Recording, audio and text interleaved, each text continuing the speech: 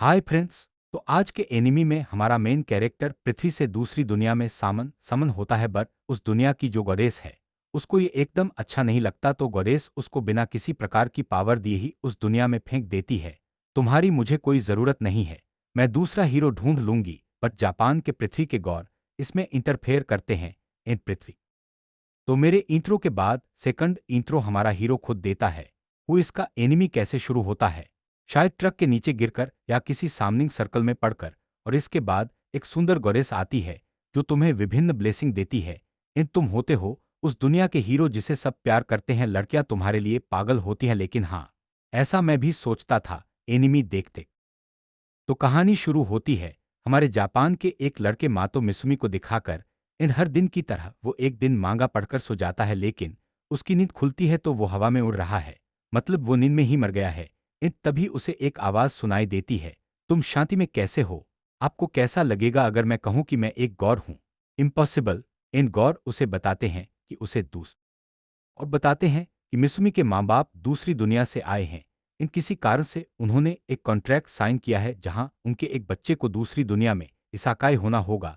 इन वहां तुम्हें एक एडवेंचर लीड करना होगा, और हाँ, अगर तुम रिफ्यूज करते हो तो तुम्हारी जगह तुम्हारी दो बहनों में से किसी एक को ले जाया जाएगा। इन मिसुमी राजी हो जाता है, लेकिन सर इससे पहले मैं तो माकोतो को एक सुंदर गॉडेस सामन करती है।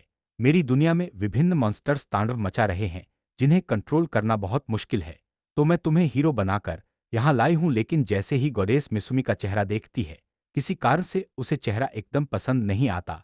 तुम्हारे जैसा गंदा प्राणी मेरी दुनिया का हीरो नहीं हो सकता, मेरी दुनिया तबाह हो सकती है।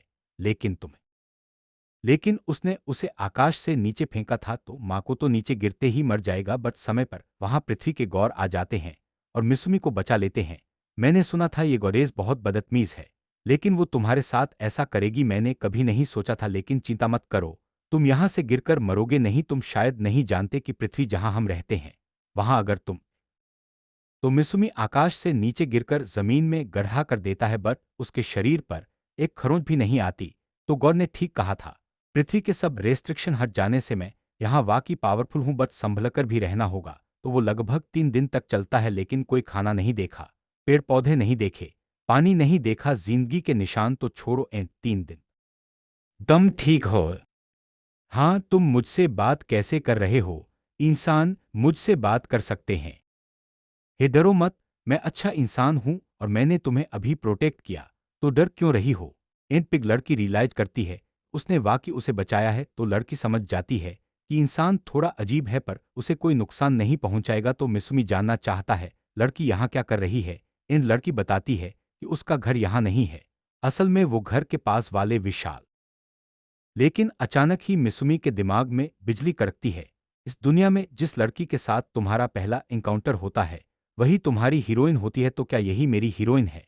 इन बेचारा डिप्रेशन में, बट अगले सीन में वो लड़की के घर में खाना खा रहा है। इन वो बहुत हैप्पी है कि 4 दिन बाद उसके पेट में कुछ गया। आपको बहुत धन्यवाद। हाँ ठीक है, तुम हमारी भाषा बो आप मैजिक यूज नहीं कर सकते। इन मिसुमी एकदम सच कह देता है, नहीं, दरअसल मुझे बिल्कुल भी मैजिक नहीं आता, तुम मुझे सिखा सकती हो। तो लड़की उसे बेसिक से सिखाना शुरू करती है, पहले आग का मैजिक, और वो एक मंत्र बोलती है। इन उसके हाथ में आग आ जाती है। इन मिसुमी भी ट्राई करता है, मैं आग को सामन कर रहा हूं, और उसके हाथ में भी आग आ जाती है। अब मैं क्या? तो वो उसे और कुछ स्पेल सिखाती है, बट अगले सीन में देखा जाता है कि मिसुमी अपने कमरे में नहीं है और उसने एक लेटर लिखा है जिसमें उसने बताया है कि वो उस विशाल पहाड़ के पास जा रहा है और वो उस शिन का कुछ करने की ट्राई करेगा। मतलब मिसुमी इस लड़की को बचाना चाहता है ताकि उसे और बलि न दी जाए। और पिग्स अपनी लड़कियों की बलि इसलिए देते हैं क्योंकि अगर ऐसा न करे। इन मिसुमी पृथ्वी का एक सीन देखता है जहां उसका क्रश आकर उसे प्रपोज करता है, जिस पर मिसुमी को यकीन नहीं हो रहा था वो मुझे प्रपोज करेगी, ये जिंदगी में कभी नहीं सोचा था। और उसके दिमाग में अच्छी यादें घूमने लगती हैं। ड्रैगन भी उसकी ये यादें देख रहा था, जिसे देखकर ड्रैगन समझ जाता है कि वो पृथ्वी से है। एंड उसे दूसरी दुनिया से सामन किया गया है। लेकिन बट थोड़ी देर चलने के बाद वे रियलाइज करते हैं कि ये मिसुमी के साथ कॉन्ट्रैक्ट के कारण हुआ है, क्योंकि यहाँ जो पेड़ थे वो सब पृथ्वी के थे और शिन को इस पृथ्वी के फल बहुत पसंद आते हैं। एंड अचानक मिसुमी कुछ रियलाइज करता है और जब वो उस स्किल को यूज करता है वो यहाँ पृथ्वी के विभिन्न प्राणी देख पाता है।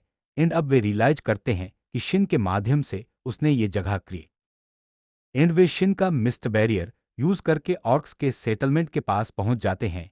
एंड वहां जाते ही पहले ऑर्क एम्मा से मुलाकात होती है। एंड वो उससे रिक्वेस्ट करना शुरू करती है, शिन के साथ फाइट मत करो, उससे तुम गलती से भी नहीं जीत पाओगे। एंड शिन यहाँ हतप्रभ है, मैं शिन हूं, उससे मेरी फाइट की बात क्यों उठ रही है? हाँ, हालांकि हम दोनों ने फाइट की है और अब मैंने उससे शादी कर ली है। एंड एम्मा शॉक, तुम वो ग्रेट ड्रैगन शिन हो? ठीक कहा, लेकिन अब मिसुमी माकोतो मेरे मास्टर हैं। एंड वे सब उसे माकोतो बुलाते हैं, तो मैं भी माकोतो बुला रही हूं। तो एम्मा समझ ही नहीं पा रही कि शिन ये सब क्या कह रही है। एंड वो सबको यकीन दिलाने के लिए शिन और 3 स्केल्स देती है जो फाइट के समय। एंड अगली सुबह माकोतो शॉक, इन सबको तुमने इनवाइट कर दिया है और उन्होंने सब कुछ क्यों ले लिया है? एंड शिन बताती है कि वे हमारे साथ मूव कर रहे हैं। एंड वे भी ग्रेटफुल हैं कि उन्हें आपकी जगह रहने को मिल रहा है। हम आपके चिरऋणी हैं माकोतो। एंड माकोतो यहाँ शिन को पकड़ लेता है, तुमने ये सब क्यों किया? शिन बताती है, तुमने ही तो कहा था कि तुम वहां एक शहर तो डेमीप्लेन के अंदर। बार बार डेमीप्लेन मैं बोल नहीं पा रहा हूं। तो शिन के डंजन के अंदर सब नॉर्मली रहना शुरू करते हैं। एंड इस तरह कुछ दिन बीत जाते हैं और हमारे हीरो ने यहाँ वाटर, फायर, थंडर, अर्थ और ब्लैक मैजिक 5 मैजिक सीख लिए हैं। इन शिन को देखा जाता है वो माकोतो के दिमाग की मूवीज देखकर एंजॉय कर रही है।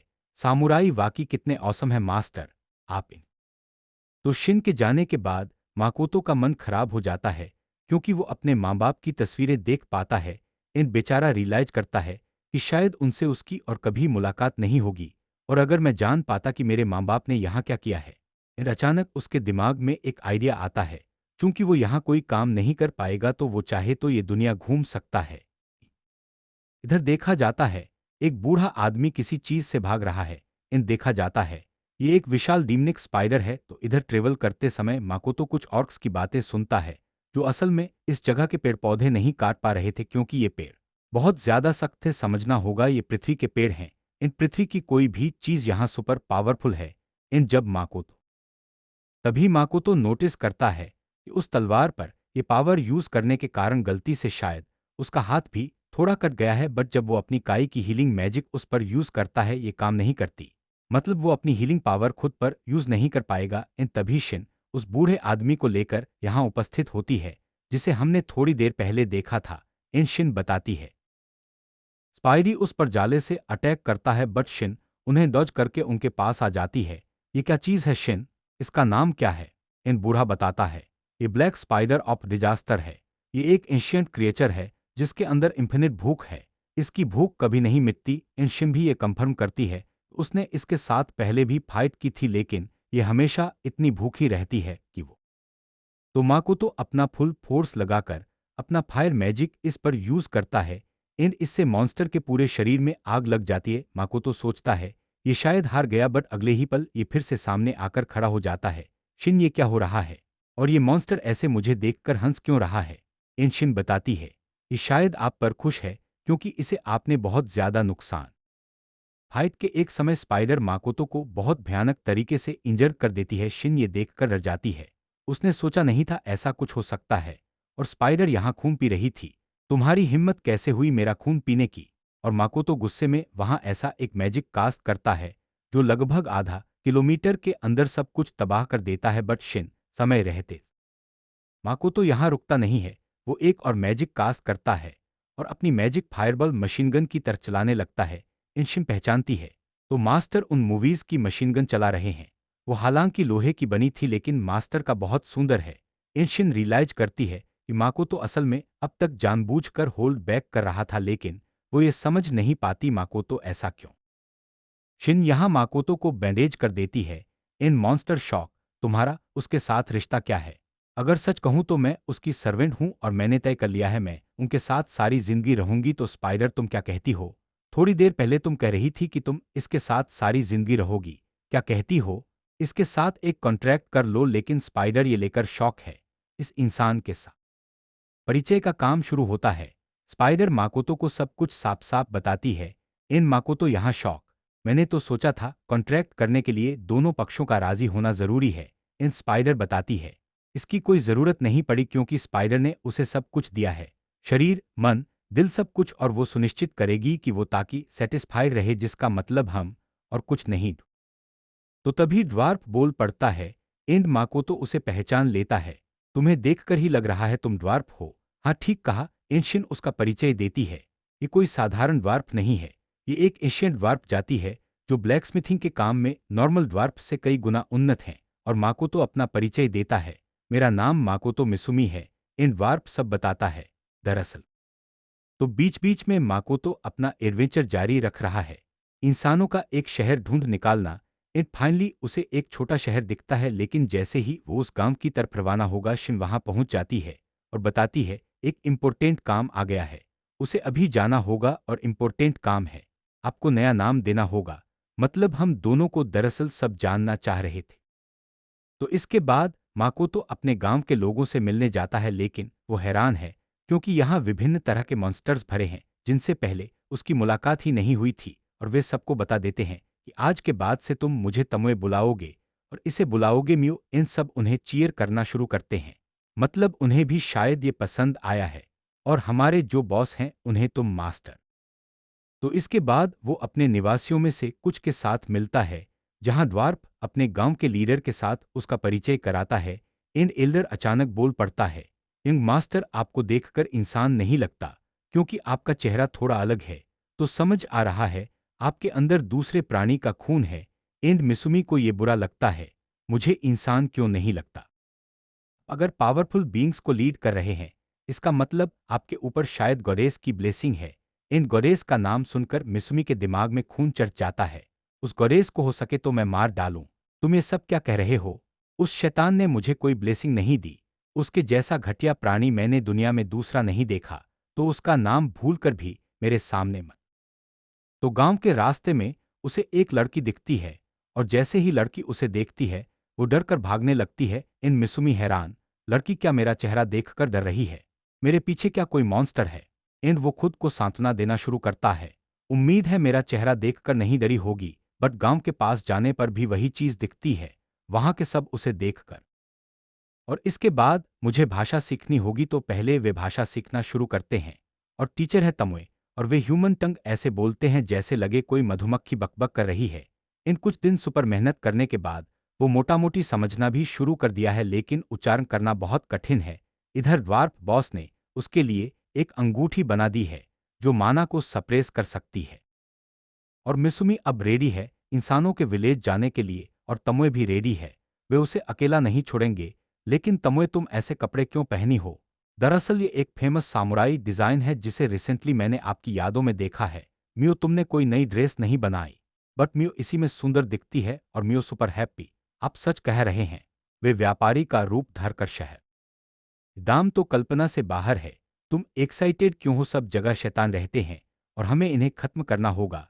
चुप रहो, हम किसी को नहीं मार रहे। तमोए, तुम हमारे सामान पर नजर रखो। मैं क्यों? तुम अच्छी तरह जानती हो क्योंकि हमें कोई फॉलो कर रहा है। वो तो आपने भी नोटिस किया है। वे गिल्ड से निकलने के बाद से हम पर नजर रखना शुरू किए हैं, शायद मर्चेंट उन्हें इधर उसके साथ ही इस बारे में बात कर रहे हैं। उस लड़की का स्केच देखने के बाद वे ऐसा अजीब बिहेव क्यों कर रहे हैं?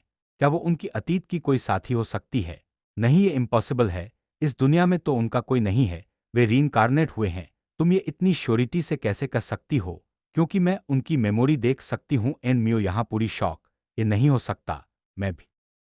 इधर हमारा हीरो यहाँ टेरिफाइड है क्योंकि जो एप्पल वे अपनी दुनिया से लाए थे वे यहाँ 500 गोल्ड कॉइन में सेल हुए हैं। इन लड़की भी यहाँ टेरिफाइड है। ये मास्क मैन कितना अमीर है और उसके पास ऐसे फ्रूट्स हैं जो बहुत भयानक हैं। तो माँ को तो वो रियलाइज करता है। तुम ठीक हो नियोन? बट लड़की सेक्सुअल हैरेसमेंट कहकर चिल्ला उठती है। माँ को तो शॉक, इसका अचानक क्या हुआ? इधर माँ को तो फिर उस छोटी बच्ची रिनन के पास जाता है। इन लड़की यहाँ उससे माफी मांग रही थी। तुम माफी क्यों मांग रही हो? दरअसल मैंने एक गलती की है। बट माँ को तो ज्यादा कुछ नहीं पूछता। इन वो मन ही मन सोचता है वो उन्हें नहीं छोड़ेगा। पहले जानना होगा तुम्हारी बहन का उन्होंने क्या किया है। तो इधर हमारी लड़कियां हाथ उठा लेती हैं, मतलब हाथ की आस्तीनें। इन हटो लड़की, तुम हमारी जज हो। और तमुए और मियो यहाँ एक के बाद एक उन पर अटैक करना शुरू करती हैं। चलो, हमारे बीच कौन ज्यादा पावरफुल है, इसके अटैक से ज्यादा घर टूट रहे हैं और कुछ सेकंड में ही पूरा शहर खत्म। तो खैर ये सब छोड़ो। एक समय नियोन और दो बहनों के बीच रियूनियन हो जाता है और माको तो हमारी दो क्यूटीज को डांट रहा था। इन मिसुमी यहाँ लड़ दिन सुबह मिसुमी फिर रवाना होता है। इन वे अगले शहर के उद्देश्य से जा रहे हैं जिसका नाम शिगे है और उसके साथ कुछ एडवेंचरर्स ले लिए हैं जो नियोन की बहन के साथ थे। अगले टाउन में जाकर कहानी चल रही है। टाउन ऑफ जेसिया पूरा डिस्ट्रॉय हो गया है। तुम कह रहे हो वहां असल में कुछ डीमन अटैक कर दिए थे। इन पूरा शहर वाइप आउट हो गया है। बस सौभाग्यवश शहर। खैर माकोतो अचानक नोटिस करता है उनके सामने कुछ मॉन्स्टर्स आते हैं और मियो को उन्हें मार आने कहता है। इन मियो उन्हें खत्म कर देती है। आप कितनी पावरफुल हैं मैम। इन सब उसकी प्रशंसा कर रहे थे। इन मियो सुपर हैप्पी। ये कुछ नहीं है तो चलो आगे चलते हैं। बट एडवेंचरर्स इनके बॉडी पार्ट्स कलेक्ट करना चाहते हैं। क्या आप ये नहीं लेंगे? ये बहुत कीमती होते हैं। एंड तो वे फाइनली नए टाउन में जाते हैं। इन एडवेंचरर गिल्ड में खुद को फिर से रजिस्टर करते हैं। तो रजिस्ट्रेशन के बाद मिसुमी क्वेस्ट चेक करने जाता है बट जितने भी बाकी थे सब हायर लेवल के थे। इन तभी वो एक स्पेशल मिशन देखता है जिसका मतलब है ये कोई भी ले सकेगा। इसमें गही लहलंत बेंगालीडॉ का रैंक काम नहीं करेगा। वो किसी पर्सनल कंपनी के लिए काम करेगा। दिन सुबह मिसुमी पहले डेमीप्लेन जाता है और वो भी अब मिस्टवे तैयार करना सीख गया है। इन एम्मा की तमुए की कॉपी वहां पहुंच जाती है। इन एम्मा नोटिस करती है मिसुमी अचानक बहुत फॉर्मल बिहेव कर रहा है। आप ऐसा क्यों कर रहे हैं? वो असल में मैं बाहर गया था तो वहां मैंने बहुत देर तक ये यूज किया है तो इसलिए ऐसा हो रहा है। इन एम्मा गुस्सा हो जाती है। वार्प्स हथियार बनाने के साथ साथ घर बार बनाने में हमारी मदद कर रहे हैं और शायद 7 दिनों में उनका रेसिडेंस कंप्लीट हो जाएगा और स्पेशली मिसुमी का घर शायद कुछ हफ्तों में कंप्लीट हो जाएगा। इन माँ को तो हैरान, ये इतना बड़ा क्यों है? ये घर है या महल? सिर्फ आपका घर नहीं, ये हमारा मीटिंग प्लेस भी होगा तो इसलिए ये थोड़ा बड़ा किया जा रहा है, लेकिन इतने बड़। इसके बाद मिसुमी और कुछ मॉन्स्टर्स के साथ मिलता है जो किसी कारण से अब काफी इंसानों जैसे दिख रहे हैं। तुम ऐसे कैसे बदले? मैं मिनात हूं, मैं हारुना हूं, मैं होको हूं, मैं अकीना हूं। मुझे एक्सप्लेन करो ये कौन है? ये मेरी ही रेस के हैं लेकिन ये ऐसे इंसानों में ट्रांसफॉर्म हो सकते हैं बट वे ऐसे इंसान ज्यादा देर नहीं रह सकते। थोड़े समय के लिए वे प्रैक्टिस कर रहे हैं